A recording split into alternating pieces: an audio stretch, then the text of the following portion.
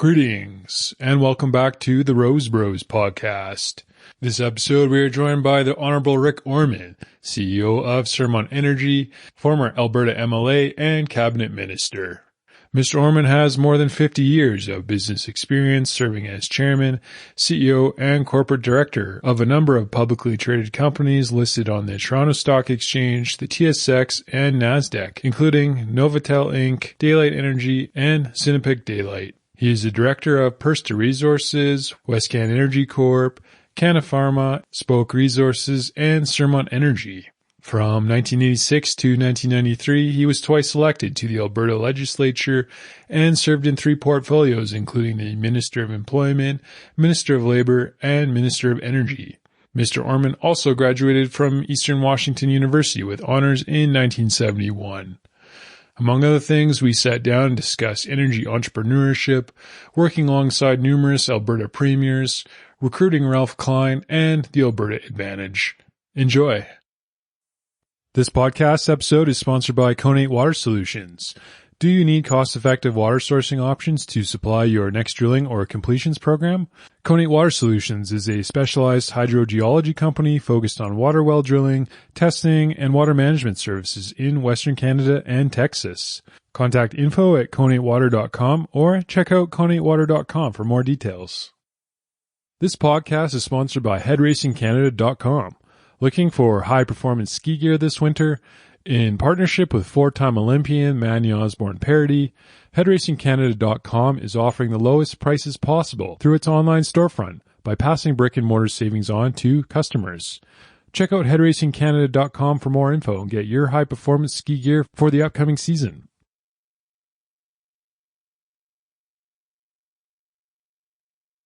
Good morning, Mr. Rick Orman. Good morning, Trevor. Thank you very much for doing this. I know your time is valuable, and I really appreciate it. That's fine. I love the communication medium of podcasts, so I'm happy to participate. Maybe we'll just break the conversation up into 3 parts: energy, politics, and maybe some current events. But to take it back a little bit, you've been involved with the energy business for roughly 50 years now? Yeah. How did you get into energy? Well, first off, my father was in the oil and gas business. He was a petroleum landman. He was a oil scout. He started in the oil business when the boom started in sort of the late 40s, early 50s. So I grew up in the business. When I graduated from university, 1971, I started training as a petroleum landman. And so I did that for about 8 months. And one of my father's business partners was a guy named Jim Seymour. And Jim Seymour was the right-hand guy for Peter Lougheed. And this was, the September 71 was when Lougheed was elected. And I was flying up to Edmonton, and I ran into Jim Seymour, and he said to me, I sat with him on the plane. He said, Rick, what are you doing? I told him. He says, how would you like to be a chief of staff for a minister? And I said, well, I don't know what you're talking about, Jim. This is all new to me. He says, well, look, come over after you do your business, come over to the legislature and we can talk. And I said, okay, where's the legislature? And so, I think it was indicative of how little I knew about politics. I was not involved because I was in school in the States and I was a political time during the late 60s. I was sensitized to politics that way, but not in Alberta. So I went over and he introduced me to a guy by the name of Bill Dickey. Bill Dickey had been a Liberal, ran for the Conservatives in 71, and Lougheed appointed him Minister of Mines and Minerals, which was the energy portfolio. So I said, okay, what's next? He says, well, meet me in Calgary. Bill Dickey said, meet me in Calgary on Monday. We'll have another chat. So I go there, and this was typical of Bill Dickey. He just was always ahead of himself. I show up for an interview, and he has, in his mind, he's already hired me. He just hasn't told me. So I go into a meeting with the Canadian Petroleum Association, which is now IPAC. And he said, okay, start taking notes. And here I got all of the presidents of all of the major oil companies in Alberta, and he's asking me to take notes of the meeting. And then after the meeting, he said, okay, let's go. The car's in the basement. He says, where are we going? He says, well, we're going to the airport. And I said, okay. So we go to the airport, fly to Edmonton. We go to the legislature building. He found my office. He says, okay, so let's meet tomorrow. It was always, meet tomorrow. It was a busy, busy time. National Energy Program precursors and legislation. I was in Edmonton for 5 days with nothing. I didn't have a toothbrush. I didn't have a razor. I didn't have anything. And I was working for the Minister of Mines and Minerals in Edmonton, and that was my introduction to politics. To get back to the career in energy and oil and gas a little bit, you had a lot of success along the way, numerous companies to, I guess, pay the bills, so to speak. In a technical business, as a non-technical person, how come you believe you were successful? Well, it's a really good question because there are a lot of people that have trained as petroleum landmen, non-technical. I would also say that chartered accountants are non-technical. And there's a lot of chartered accountants that run businesses. I think running a business is pretty much the same. It's surrounding you with the right people. And I always did that. I always had a geologist or an engineer. But my ability, and of course my abilities as a landman, I was able to negotiate deals with other companies. And most of my companies were startups. Although I did start it was a startup, but it was international. So my first movement into the oil and gas business was international in the Middle East, North Africa. But it's the ability to manage people and raise money. I mean, there's nothing secretive about how you're successful in this business.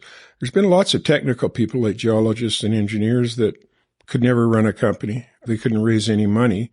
So you need a team. It's like any sport.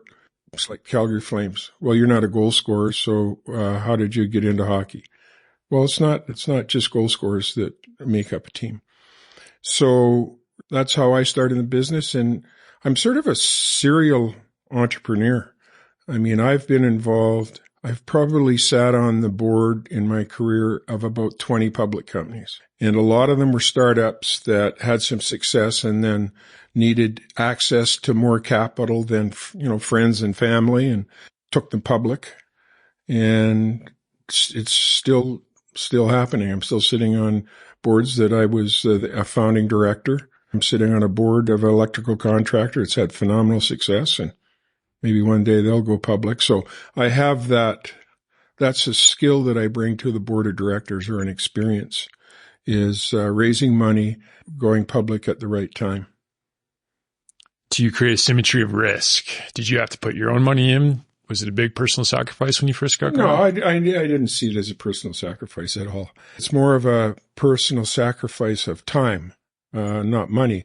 I invested in most of the companies that I've been involved in. I would say all at one way or another. And it's important because if you're asking other people to invest, the question, you go to Toronto, you go to Ontario Teachers Pension Fund, and they want to know if you're aligned with their goals, and that is to manage an investment, and do you have skin in the game? So yes, always. Seems like the best business leaders and entrepreneurs always have their own money in the business. Yeah, and there's other ways too. I mean, if you don't have money, time is also, but you can be rewarded different ways by stock options and so on that are drivers to success. You set milestones out for entrepreneurs. Okay, if you reach this milestone, then this is what your reward is, either a bonus or in shares, and then you set the next and the next, and that always happens. Generally always happens. It's interesting to see individuals. It's a good test for people to see their response to, well, we're not going to pay you, but we're going to incentivize you. Does that work for you? That's a financial investment right there, giving your time for a future reward. The energy business has never been easy, but there's been a lot of pressure on the industry as of late, maybe the last 10 years, you could say. Do you remember when it started to shift and things seemed to get difficult or harder? Well, let's look at it this way. I have been connected to the energy business since working for Bill Dickey in 1973. And that was a time when we had the petroleum gas revenue tax from Ottawa. That's the time Mark Lalonde was energy minister and Donald McDonald was the energy minister. And, it was the first real attack by Ottawa on Alberta. And in those days, back in the 70s and 80s, it was an attack on the money, the value of the resources. And at that time, Trudeau Sr. was trying to cap the price of oil for Canada. Well, it just doesn't work in a world, a commodity that is, the price is set by supply and demand for the most part. So going back that far. It's always been hard. Yeah, it's always been hard. And there's always been this feeling in Ottawa that maybe they made a mistake, not they, but the government of the day in the 30s of assigning the resources to the provinces under the B&A Act. So they're still talking about it. It was the finance minister, I think. They would look at whether or not the resources should be given back to the federal government. Well, of course, that's created another firestorm here. We're in the era of capital allocation in the Canadian energy industry now, moving away from exploration. Do you miss the days of capital E exploration? The wildcatting? Yeah, I think, I do miss. That's what I did in the Middle East. We were in Syria, Egypt, Tunisia. We had some production in Latin America, South America, in Colombia. And that was just pure exploration. We were in Yemen. The first well we drilled was in Yemen. And that would have been in about 1998. And we were following up on the success that Canadian Occidental had. They were producing a lot of oil in Yemen at the time. In those days, that was 2 wells cost us $8 million. 1998, that was a lot of money. It's a lot of money today for a well. But that's who our investors were. They wanted to invest. The company was Cap Energy, wanted to invest in Cap Energy because they had a portfolio of risk. And I'm talking about investors, like the funds, right? So they say, okay, we've got 15% of our fund is going to rank exploration offshore in the Middle East. So that's where we raised our money. So there was never any upset with non-successful wells that we drilled because it was all part of their plan.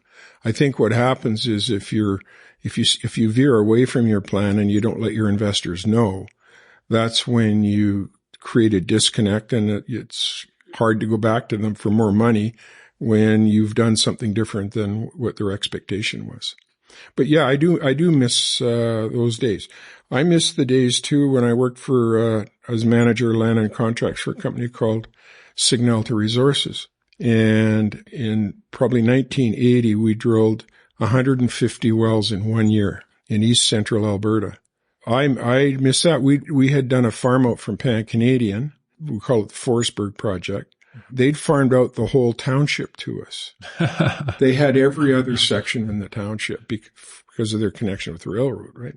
So we negotiated a deal.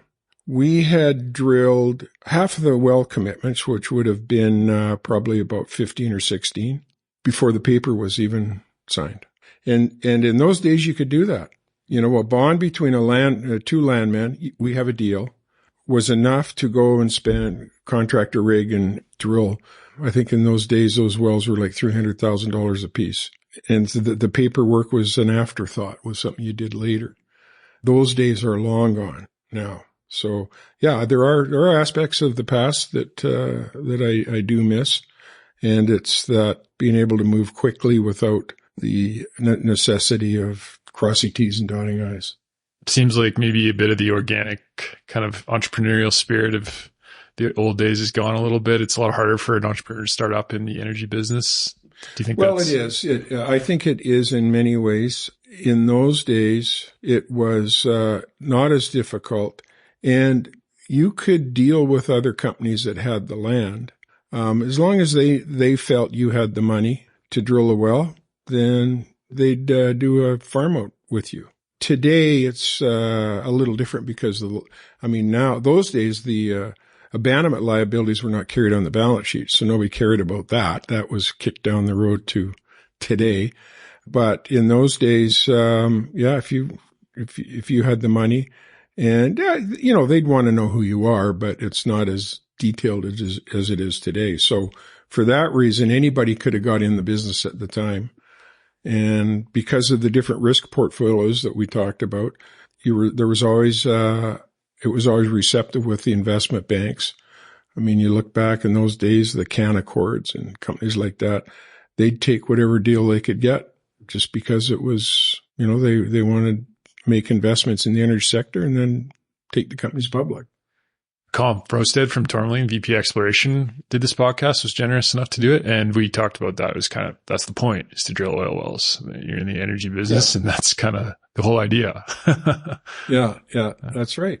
And I can remember, I think it was TD Investments in Toronto. We went down to raise some money for Kappa Energy. And I had my geophysicist, my geologist, and my engineer with me.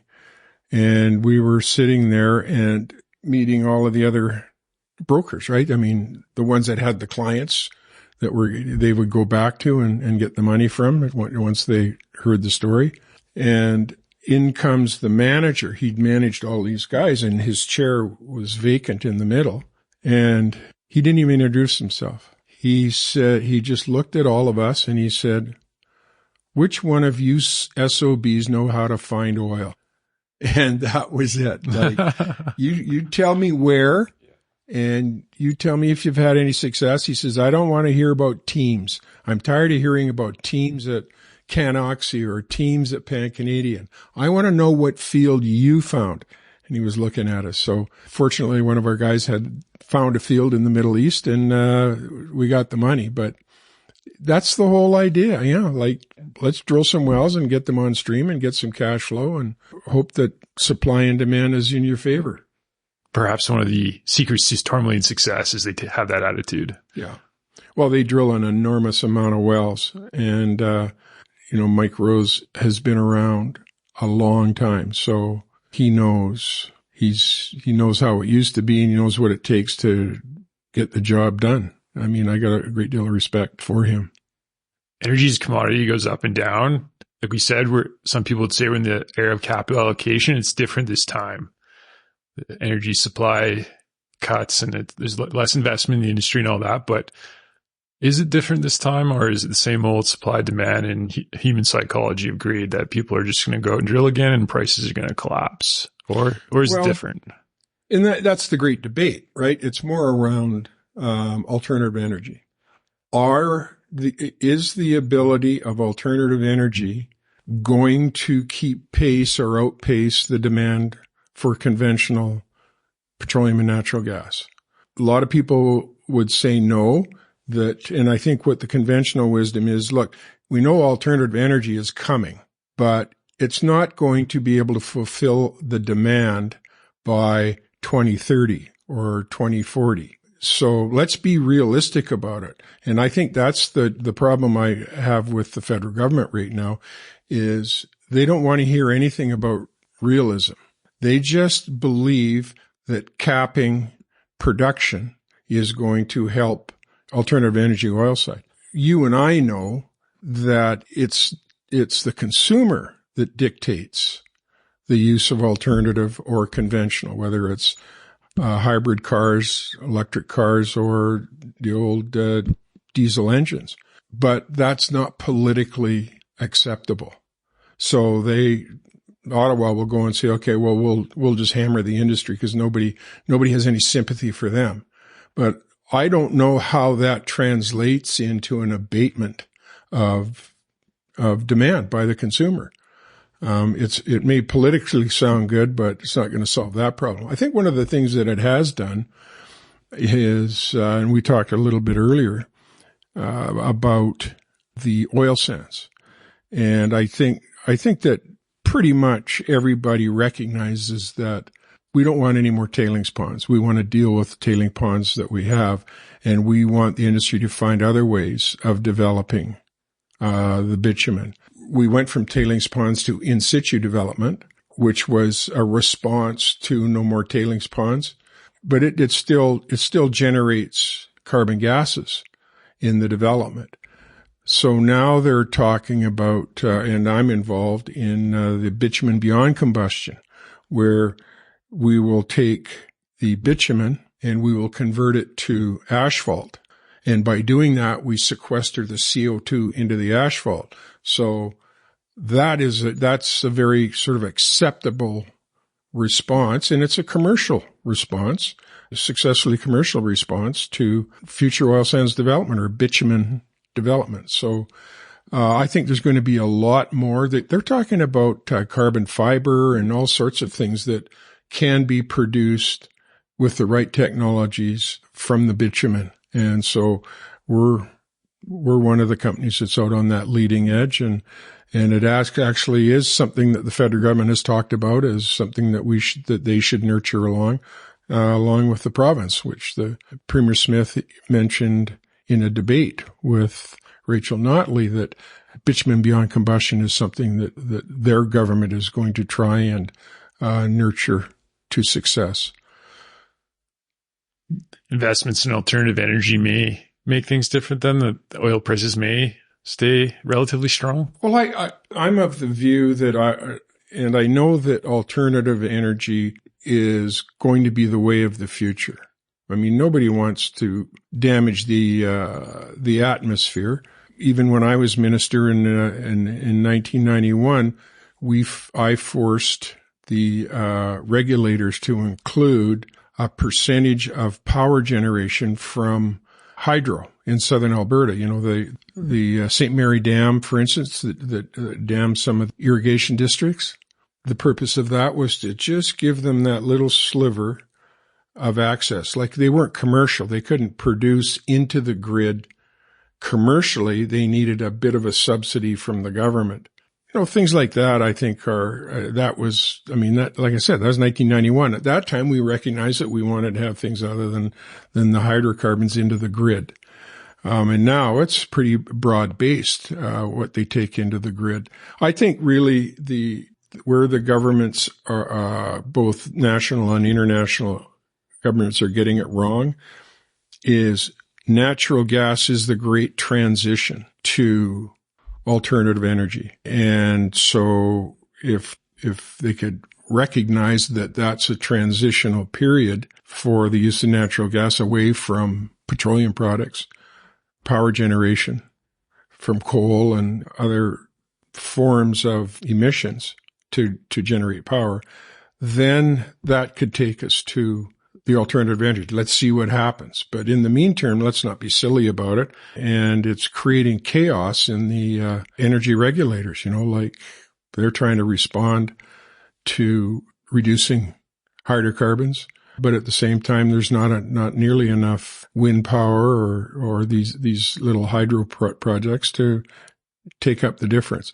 I think the reckoning is coming. I think it may be a year or two from now, they're going to recognize the reality of the period of time. But right now, it just sounds good, and people are lining up behind unreasonable expectations. Politics.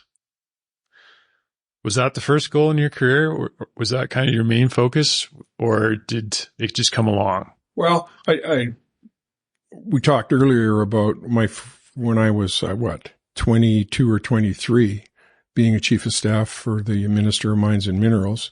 I did that, and then I worked a year for Don Getty when he became Energy and Natural Resources Minister in 1976. And then I left and I went out and started my own business, petroleum land management business, consulting company.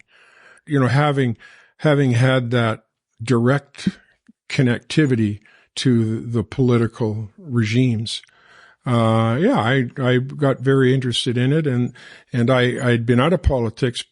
I left the government in 1977, and the first time I ran for the nomination in Calgary Centre federally, and I ran against Harvey Andre, who was the incumbent Conservative MP. I came in second to him. It was the biggest nomination in the history of the party at the time. We had 3,200 people at the corral for that nomination. It was a big deal, and it was exciting. But I learned that taking on incumbents is not the best way to try and get into government. Then I worked on Don Getty's leadership campaign in 1985, and we were successful in getting Don Getty the leader of the Progressive Conservatives. And then he asked me to run in an open riding in Northeast Calgary. And so I did, and that's where I served for 2 terms. Without capitalized party labels, how would you describe yourself politically? Maybe a lowercase c conservative, or how would you describe yourself? When you look at my generation that came, particularly somebody like myself that came from, the summer of 69, the Vietnam War. I mean, I witnessed all of those activities. That's real liberal on campus. Yeah, exactly. That was real liberalism. That's social. I mean, it was socialism at the time. But I think at that time, it's when my generation identified differently than the previous generation. For myself, I became a fiscal conservative, and I still am a fiscal conservative. However, I'm pro-choice, and I've had a career in volunteerism. So that social side is who I am, and I think it was pretty much representative of a lot of people that came from that generation. As we know, the problem with the federal conservatives is I think they're too rigid in their social conservatism, and the question then becomes, can they form a government by going in that route? You worked alongside numerous premiers, Don Getty, Peter Lougheed, Ralph Klein, sort of. Yeah, we served together when he's environment minister, I was the energy minister. Yeah. I wasn't so much involved in Ed Stelmach or Alison Redford. I also ran against Alison Redford, and I would say that the reason I ran was more out of anger with my party, because there was absolutely no, I shouldn't say moral compass, but nobody knew where the conservatives stood, the progressive conservatives.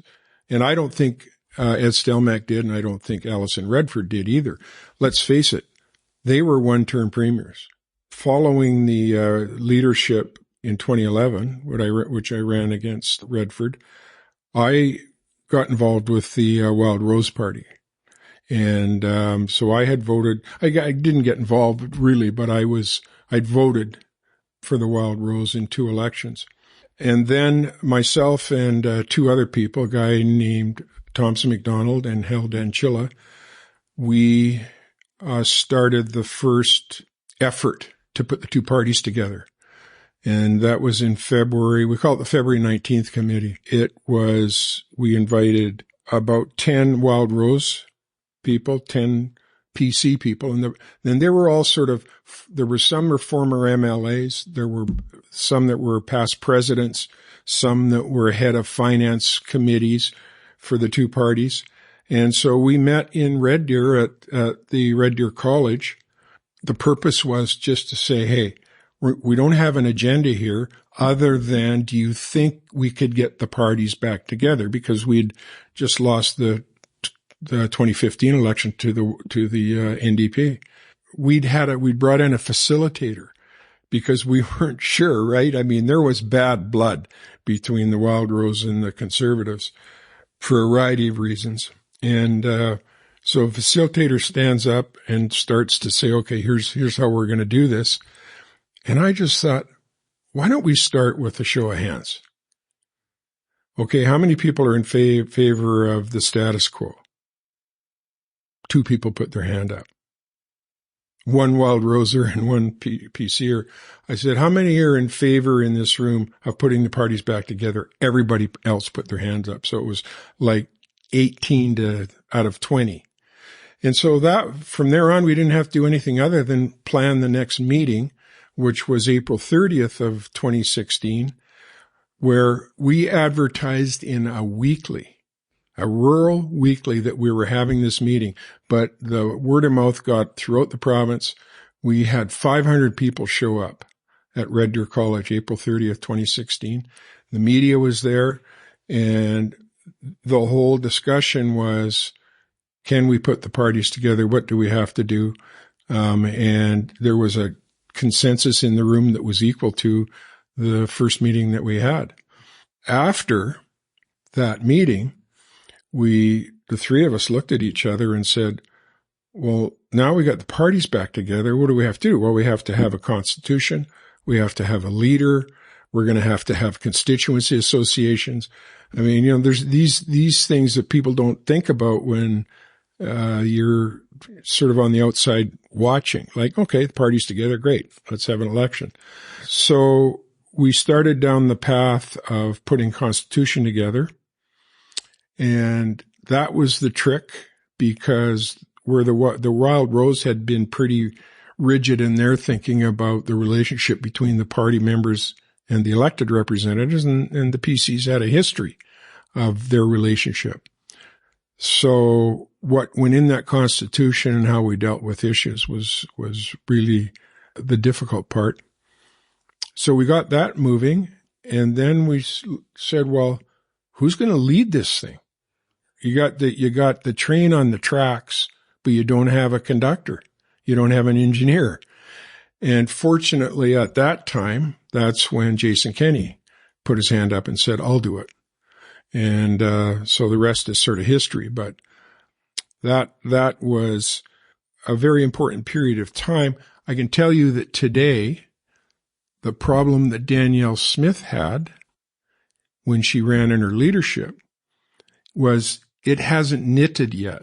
The PCs, the old PCs and the old Wild Rosers haven't really come together. And that's why, I mean, some of the candidates were appealing to the old PCs and some the old Wild Rose. And then, of course, there's people in between that weren't involved or around when we had the two parties.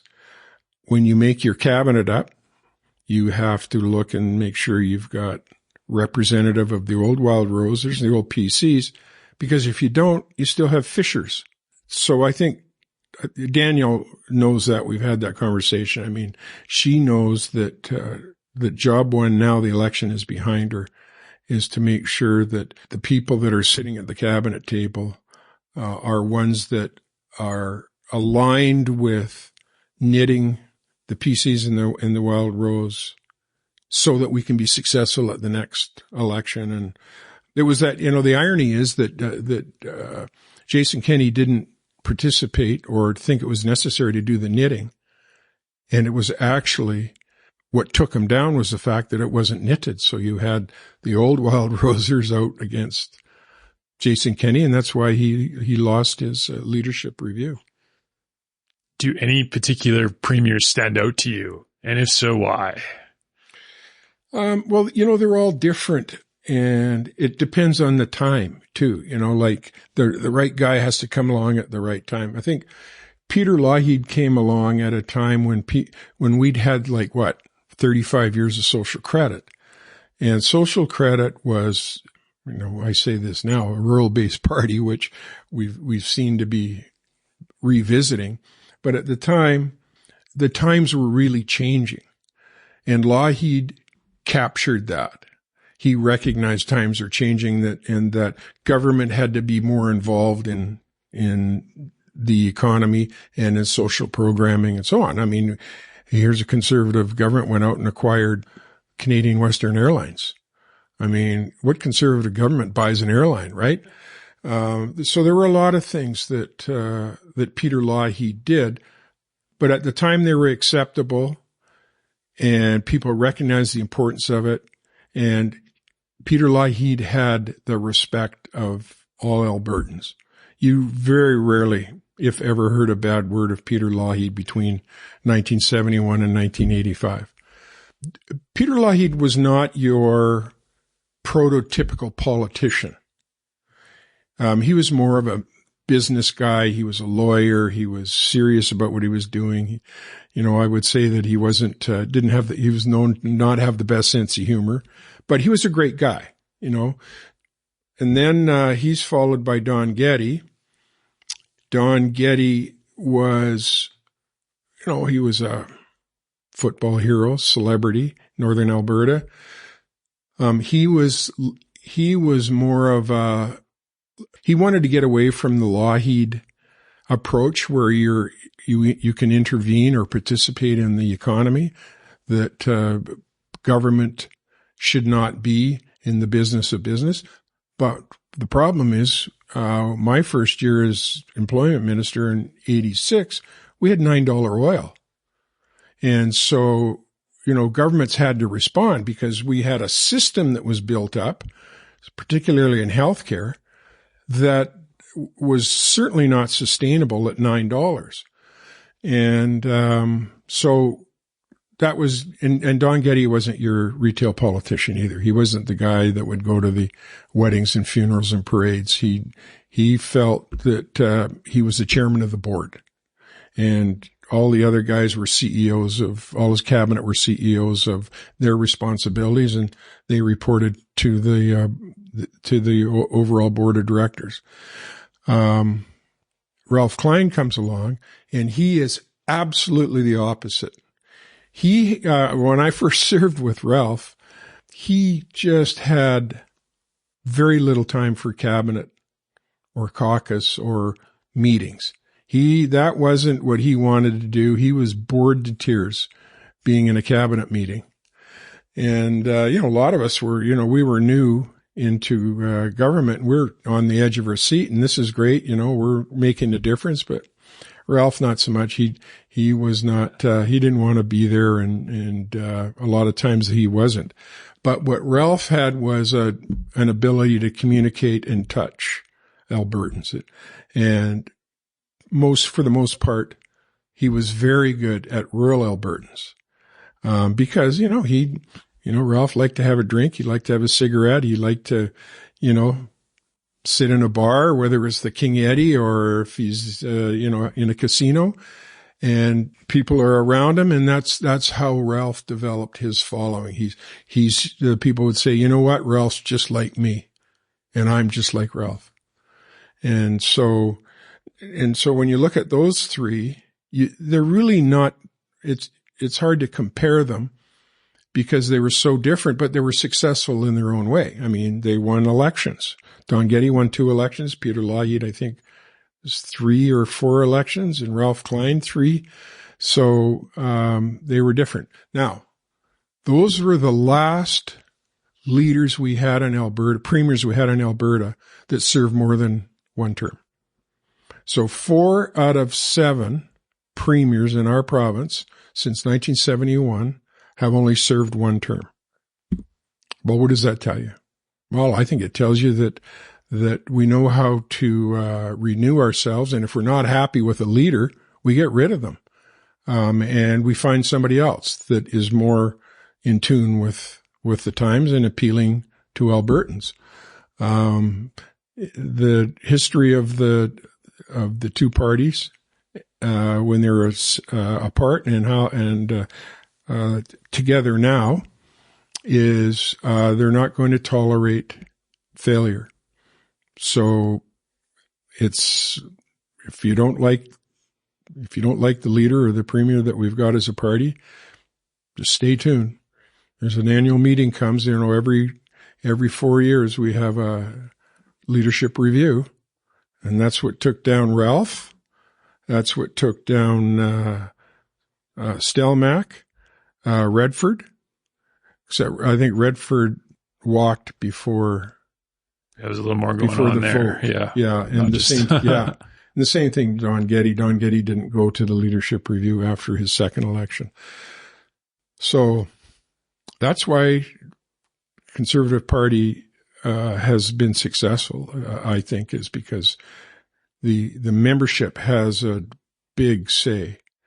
If you look at the Liberal Party in Ottawa, membership doesn't have any say. You've got the Laurentian elite. You've got a handful of people that make the decisions for the prime minister.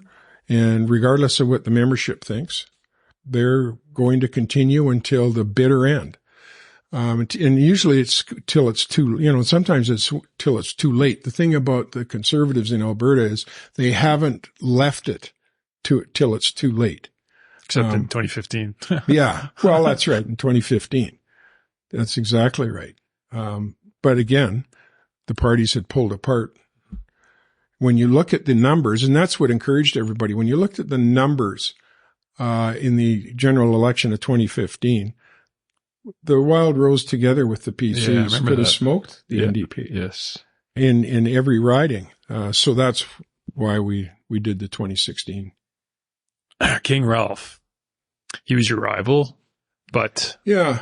Well, this is sort of a Faustian tragedy. Dave Russell was a long-term Lougheed Getty minister for Calgary Elbow.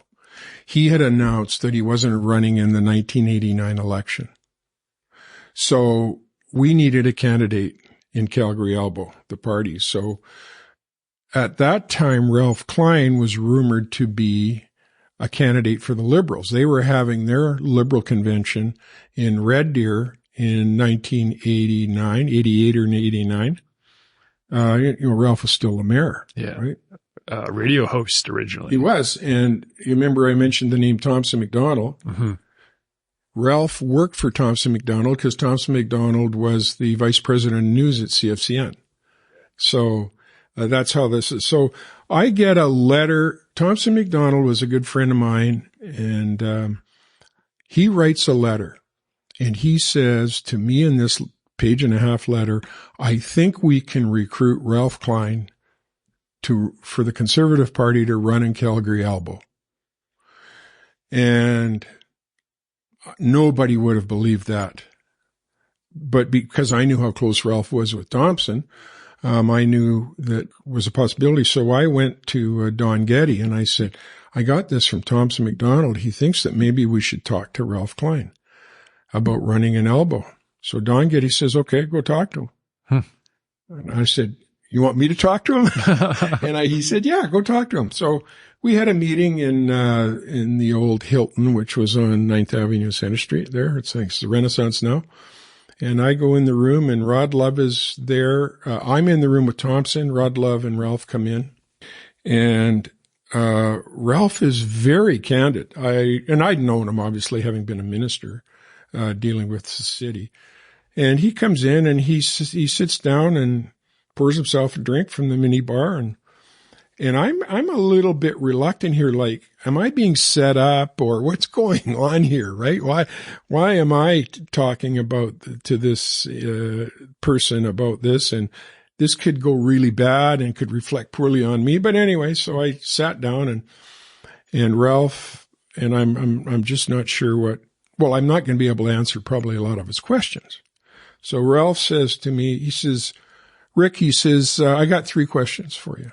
I'm thinking about running for the Progressive Conservatives in Calgary Elbow in the 89 election. I got 3 questions. Now, well, here they come, right? And I'm not going to be able to answer questions like, will I get in cabinet? Or, can you promise me, which a lot of people would have done. They say, promise me that I'll get a cabinet position and then I'll run for you. I mean, that's done a lot. And Ralph said, how much do you get paid? And at the time, I said, well, MLAs get $35,000 a year. And if you're a cabinet minister, you get another $40,000 a year. And he says, okay. He said, is there a pension? Mm-hmm. And I said, well, at the time, there was a pension. It turned out that Ralph Klein did away with the pensions for MLAs. And I said, yeah, there's a pension. And he said, oh, okay. How does that work? I says, well, it's, contributions made by the government and co-payments into the pension plan and from your salary. And he says, okay, that sounds really good. And he says, I got one last question for you. And I says, what's that? He says, do I get a car? And I said, well, you get a car if you're a minister. And he says, oh, okay. Reached across the table, shook my hand. He says, okay, I'll do it. And I says, okay, well, I'll go tell Don Getty. And I went back to Don Getty and told Don Getty the story. And so the rest is history. When I said it was sort of a Shakespearean tragedy, I ended up recruiting Ralph Klein, and then he beats me in the leadership in 92. Yeah. But it was, it was all good. It was good for the province, and he had a very successful term as Premier of Alberta. How much of King Ralph is nostalgia versus substance? Well, I don't think, when you look at Ralph, we use the term populist, I think, too freely. Ralph Klein was clearly a populist. Like, here's a guy that was appealing to the Liberals, the Alberta Liberal parties, to the extent they wanted him to run in their leadership. And yet he's the guy that retired the provincial debt.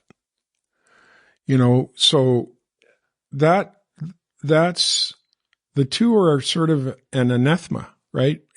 But Ralph, he just knew the right time to come forward with the right things. And I think when you look at his career, a lot of things that he did were interesting. I mean, you can remember when he was, there's famous pictures of Ralph when he's environment minister, and he's in a press conference and he's Minister of the Environment, and the environmentalists are onto him, and he gives them a finger.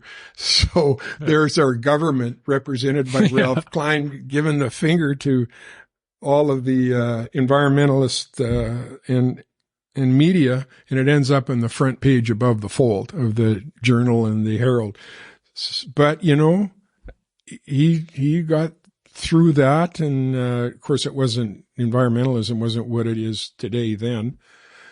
I think what happened to Ralph is he just lost interest in sort of the end of his last term, and he was running on fumes. So people were still willing to support Ralph Klein. The internal machinisms of the time were, people were jockeying for who's going to be the next leader. And a lot of people were talking about Jim Dinning, and Ralph wasn't too happy about those. He knows those discussions were going on. He knew he was leaving after that term, but he didn't like the idea that this was happening, at that time. So how much was myth and how much 50-50. I guess it determined he survived on the myth in his last term. So let's put it that way. His first term and a half, Ralph was very, very popular in this province. I mean, I can remember not the election in 93, but the subsequent election, I think he was up around 60 to 65% of the popular vote. Yeah, retiring debt seems like an easy thing, but maybe some debt is good, but not many people actually do it. Yeah, well, and the reason why it's more difficult today is the cost of healthcare is outpacing the ability of government to accumulate wealth. It's tough. So I'm using round numbers as I recall them, but when I went into government in 1986, I believe that healthcare consumed about between 25 and 30% of all government expenditures. I would say today it's somewhere between 45 and 50%. So how do you retire debt? You actually create debt by your inability to be able to deal with the healthcare system. And I'm one of those people that I'm wondering whether it's insoluble. Maybe it's just something that we can't deal with from an expenditure point of view, because the public doesn't want that. But if somebody comes along with some brilliant ideas that are acceptable to the public, then, let's give them a go. But anytime that's tried, you saw how Premier Smith was pilloried, even floating the concept of, doctor visitation fee, which we used to have, that we did away with in I think the 80s, the extra billing, they called it. Pilloried for that. Now, the average guy in the street, where is he at? Or is that just the media and the special interest groups and the opposition that are the loudest in making everybody think that it's got a deleterious effect on successful politicians? What is the Alberta advantage? I think the Alberta advantage it's an interesting discussion to have. Let me preface it by saying that some of the people who have moved to Alberta from Ontario or Quebec or the Maritimes are our strongest Albertans. For sure. And I don't know if they become so cussed independent and protective when they get here, or is that why they came here? Yeah. I mean, I don't know the answer to that question. People always say that Alberta's changing. Well, yeah, it's changing. I remember, I mentioned Dave Russell. I sat on a plane with him, in 1975, going from Edmonton to Calgary. And he looked out the window and he says, this province is really changing. In the 70s. In the 70s. That was 50 years ago. Yeah. And it has changed. But the fact is that people that are in Alberta recognize,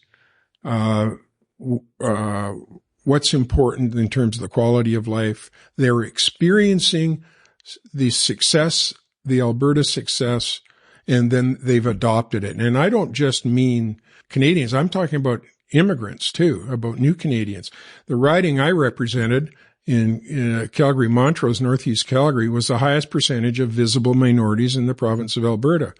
So I was in touch with what they were thinking. And a lot of times the Liberals thought, well, because they've come in, as new Canadians, they're obviously Liberals, but they're not. That's not true. Yes. It's not true. Yeah. And particularly when I look at, my riding, the Punjabi community and the Vietnamese community, these are all small business guys. These are guys that have come here. They started their own business and they want to keep as much of their earnings as they possibly can. So higher taxes is not on. A lot of them are very religious, and any of those religions that we talk about, they're very conservative in their outlook, whether it's pro-life or pro-choice.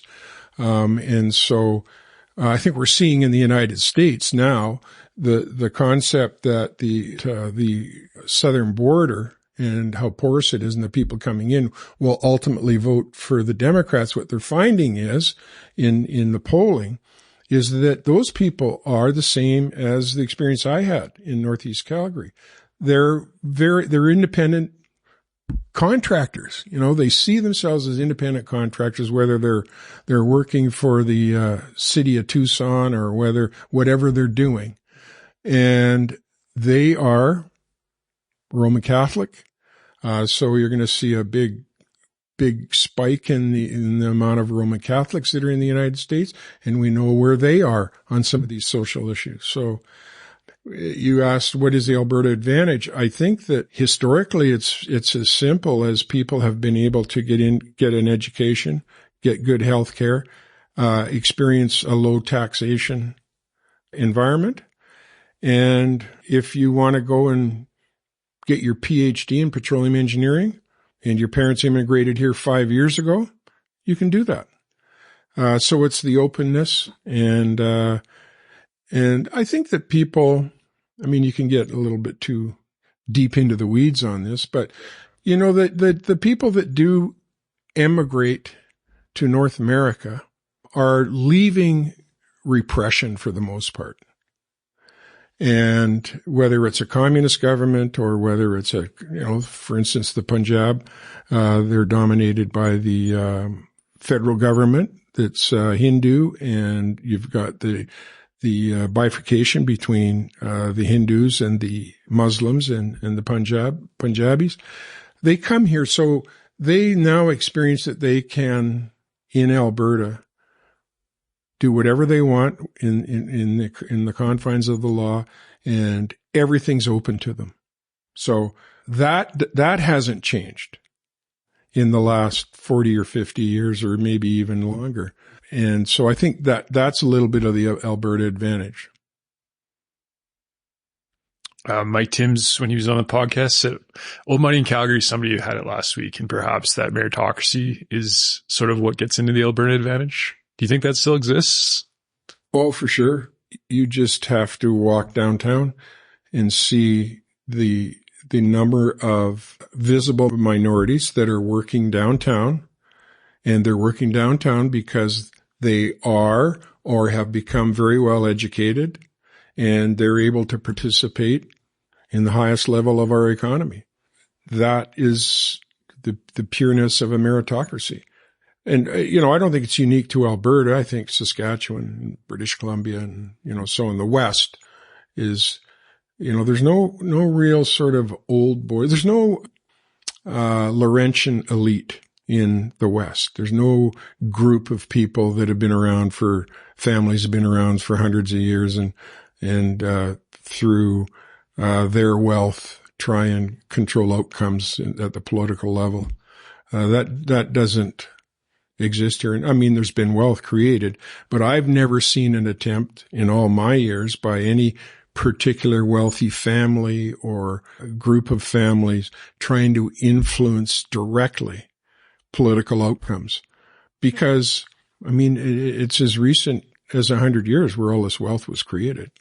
So people still understand that what we have in terms of a political climate is something that we want to preserve. Where does that money go? Is it just floating around Alberta? Do they go to Hawaii and retire? Yeah, a lot of money's been created in Alberta. I see a lot of it reinvested. I mean, I'll use a couple of examples. The Seaman brothers of Bow Valley, Richard Bonnycastle, Harley Hotchkiss, the Libin family, these that own the Flames. These people have had successes here, but they've put it back into either universities, colleges, universities, or institutes. I mean, you look at all of these places, they've all got the Brett Wilson Institute and all of the Hotchkiss Center. They all put in and have attracted money put in the community. So giving back to the community. That has been a very, very important aspect of these, of the people that created the wealth in the province. They've put it back in. And it's peer pressure too. If Brett Wilson and Doc Seaman are going to have the urology center, then I'm going to want to, Alvin Libin's going to look and say, you know what? I like the heart, cardiac care center. And that pressure, that peer pressure, that carries on. And I think it's another part of the Alberta advantage is people are going to do. When I first mentioned the Siemens and the Bonnycastles, they would invest in all sorts of startups. And I sat around tables and watched it, that they were committed to making sure the entrepreneur had a shot of getting to where they are. So you don't see it, right? You don't see it until the companies go public, right? And then you go public, you say, oh, look at all the founding shareholders, who they are. And they may have been private for 5 or 6 years before they went public. And so the only way who have been these serial entrepreneurs is ultimately when they go public. And there's been a lot of them. I mean, it's hardly even fair to single out 2 people, but I've had direct exposure to seeing those individuals and groups support entrepreneurship in this province. The Heritage Fund. Has it gone wrong? Has it gone right? Or is there somewhere in the middle? It could have been, seems like we could have had billions like the Norway Sovereign Wealth Fund, but what do you think? Well, the trillions, value added tax in Norway's about 25%. So we don't have a value added tax in Alberta. And it's partially because we've been able to live off of the Heritage Savings Trust Fund. So it's a little tricky when you start comparing, in this instance, the Sovereign Wealth Fund in Norway and here. They both have done the right thing and hived off portions of revenue during higher oil prices. But it's hard to keep your hands off the Heritage Fund when you've got $9 oil. And how do you think, maybe, Trevor, you can help with the next effort to save the Heritage Fund, by putting a 25% value added tax on. Try and sell that one to the people of Alberta. And every government, when I talk, a premier, let's say, have looked at it and contemplated it and polled it. And people have this aversion to taxes generally, but to a value added tax. And even to the extent of the Heritage Fund, not everybody follows the Heritage Fund. They know that there's a pot of money somewhere and they all have their view as to what it should be spent on. But, that Heritage Fund also has done some fabulous things. We talk about what our successful Albertans have given back into the community. The Heritage Fund for Medical Research, for instance, has been a very successful feature using the interest on the fund. So I'm glad it's there. I just think that we're going to spend all that money that should be going into the Heritage Fund on healthcare. I think people would be fine with that. I'm not one of them, but when you see, like we talked earlier, anytime you float the idea of trying to rein in the cost of healthcare, nobody wants anything to do with it. Everyone says the province is changing, but do you think the province has shifted left the last, say, 5-10 years, or is that just the sign of the times? Everyone says that. Yeah. Well, we talked a little bit about earlier. I mean, Dave Russell thought it was shifting in 1975. It has changed, but I think people still we talked about they want to keep their money in their pocket. And the NDP, I'm sure if Rachel Notley had it to do over, she'd have never said anything about raising taxes. Now, you and I know, and anybody that followed it closely, she was talking about corporate taxes for big companies. But the average guy in the street, all he heard was the NDP want to put taxes up. And that sunk her. So we are still, and I think, the role of government is to be sensitive to the change. You look at the composition of the legislature now in terms of people, whether it's denominational or ethnic group. I mean, it's really well represented. So that allows a government to call on those MLAs we talked about the Punjab, the Vietnamese, the Lebanese. I mean, we got one of each we've got a Muslim, we've got a Sikh, somebody from the Middle East, Lebanon, Mickey Amory, is a justice minister. I mean, so it changes, but so does the composition of the caucus and the legislature. And so, yeah, there'll be the shift based on that. I think where governments get off on the wrong tangent is where they try and control that, right?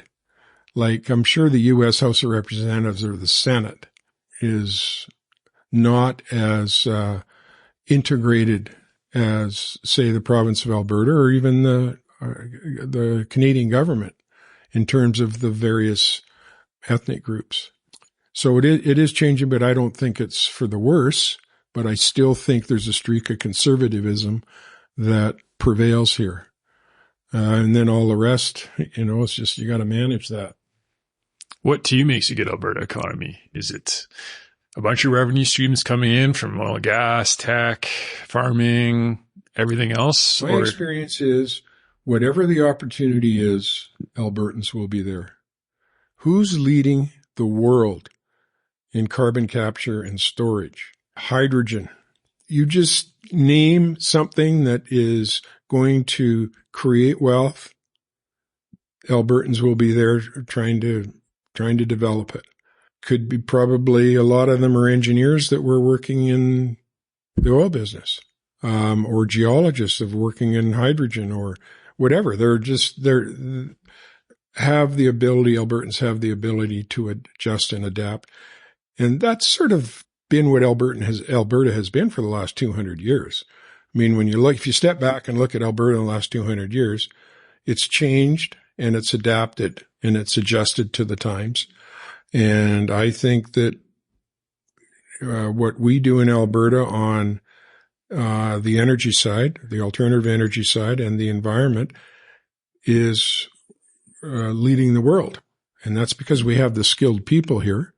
We have the well-educated and the technical competency, the engineers and so on. So I don't have any fear of if the oil and gas sector falls off because there's reduction in consumption and therefore a reduction in employment. I have every confidence that those people will be out looking for the next opportunity. Favorite time in your career, most stimulating? You remember a time that you enjoyed the most? Your first entrepreneurial success, maybe? The thing about entrepreneurial success is there's no aha moment. Like you start up, you work hard to try and build the business. Guy did, like running around the Middle East and North Africa, trying to get deals, negotiate deals and raise money. The difference with that, as I said, there's no aha moment. Oh, hey, I was successful, is when you have an election and you win your election. Winning my first election was very gratifying. Also winning the second election, because our government was not all that popular when we went to the polls in 1989. But in both times, I still got more than 50% of the popular vote.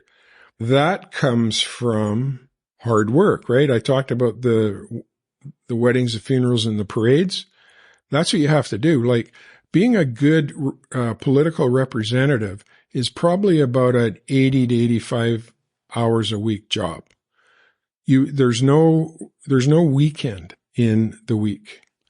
You're in Edmonton in the legislature, and if you're a minister, you're doing your ministerial responsibilities. You come home in the weekend, you have to be doing the things in your riding, seeing people and going to the community halls and like I said, all the events that go on with that. And when you add that all up, that's a lot of time, but it translates into success. There's nobody, I would say, maybe I will stand to be corrected, but anybody that works that hard to be a MLA or a MP is not going to be successful. I don't know anybody that worked really, really hard and then got smoked at an election. So that was a very gratifying time for me, really, my first election, to have my wife and my kids with me. And all of a sudden, you're a member of the legislature, even though I had a lot of experience around the legislature and knowing what I was in for. To be elected by the people in your riding and be their representative. One of 80 representatives in the legislature is a very gratifying time. It was a very gratifying time for me. Crossroads. Do you remember crossroads in your career when things really started to pick up and opportunity knocks, so to speak? Yeah, I look at it differently, or I do something different than look at crossroads. And I've told this to my 3 children, is every 4 or 5 years, write down the people who have been most influential in your life and why. And I look at it that way. I look at, I was at a crossroads. It wasn't what I particularly did, or the fork in the road, right? But it's who was there that counseled you to do the right thing at that point in time. The thing I like about it is, and for my kids, and I mean, they're all adults now with their own kids, but what it does for you, it keeps you in touch with the importance of mentoring and the importance of being there for others when they're looking for advice. Because by them doing that actual action, they'll recognize that maybe they can do the same thing for somebody else that comes to them. So I think it's a fantastic exercise, and I think everybody should do it. And it's a very gratifying, meaningful exercise to go through that. as I said, that, the other part of it is, why was that person meaningful? So I don't look at it, what the crossroads, I look at it that way. I also try and look at it in a way that if at a particular time in my career I didn't think something was working out, and I'm saying to myself, what am I going to do? And I do something else. My goal is to not say, well, I made a mistake, I should have stayed here, I should have gone there, but to make the most out of the decision that I made. And if you do that, and you're satisfied and committed to the decision that you've made, there are no mistakes. The only time it's a mistake is if you're not committed to the path that you've chosen. So I frankly look back at my career and I don't really have any sort of regrets about anything that I can think of. I guess that kind of leads into the next question. Advice for a young person starting on a business or a political career. What would you tell them? Well, I think that the first off, and I'm going to use the name of a guy by the name of Grant Bartlett. Grant Bartlett was a great entrepreneur. I lived across the street from Grant at one time, and I ran into him and I said, Grant, I read, he's a PhD in economics, right? I ran into him and I said, Grant, I see that you sold a company. You sold another company. I said, didn't you just sell one 2 years ago? And he says, I did. And I'm sort of prodding you, like I'm wanting to know that I'm wanting to ask the same question you just asked me. What goes into that decision? He looked at me and he says, when I have to hire a human resources person, it's time to sell the company. And when I thought about that, and when I went through the experience myself, the feeling and the bond that you create with your partners in making something work is so very special, and it's not transferable. So what Grant was saying is you start up with maybe 3 or 4 guys, you grow to a level, you bring in other guys, and they're part of your founding group. But then you get to be so big that you're starting to hire people who weren't part of that. All they know is that they're getting a job here. And so when you're part of the founding group, you know that you're not going to have much pay. You know you're not going to have any vacation. You know you're going to spend a lot of time away from your kids. And you know you're going to be with these guys or gals a lot of the time to make it successful. Because they say a successful company takes about a year before you know which way it's going to go. The people that come are, as you get to a size, they're wanting to know how much vacation time they get. Is it 6 weeks? Do you have medical benefits? How many days a week can I work from home now? Those sorts of things. And so what Grant was saying is when he gets away from the founding group, he doesn't want to have to deal with that. He'd rather go and start again. Now, that's a long way of saying, answering your question, but I know exactly what Grant feels, what he was saying. And if any young person was asking me, I'd say, well, make sure that the guys and gals that you're working with, you can work with them, you can live with them, you can, you spend your holidays with them in the office, and you know that they're as motivated as you are, because then you'll be successful.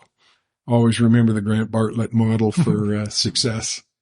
Put an asterisk beside that. It's the Rick Orman model for success now. So yeah, well, I've had a lot of experience, and I'm very grateful to all of the things that I've had the opportunity to do, and I'm still doing them. I mean, I just turned 75 on the 9th of June last week, and people say, "Are you retired?" And I just couldn't imagine not doing what I'm doing. Sitting on 6 different boards. I'm running basically a startup oil sands bitumen beyond combustion company. We're venturing into new territory. I mean, that's the thing that keeps me going and keeps me alive. Not sitting in, with my pipe and reading a newspaper every morning and, having a nap at 2:00. Well, I think that's a great place to leave it. Yeah. Okay. Thank you very much. I really appreciate your time. Okay. Enjoyed doing it. If anyone wants to find you, you're on Twitter and also have all your companies too. Yeah. So And check them out. my cell number is always the number associated with any of my profiles. So I'm easy to get a hold of. Well, thank you. That's it. Okay. Great.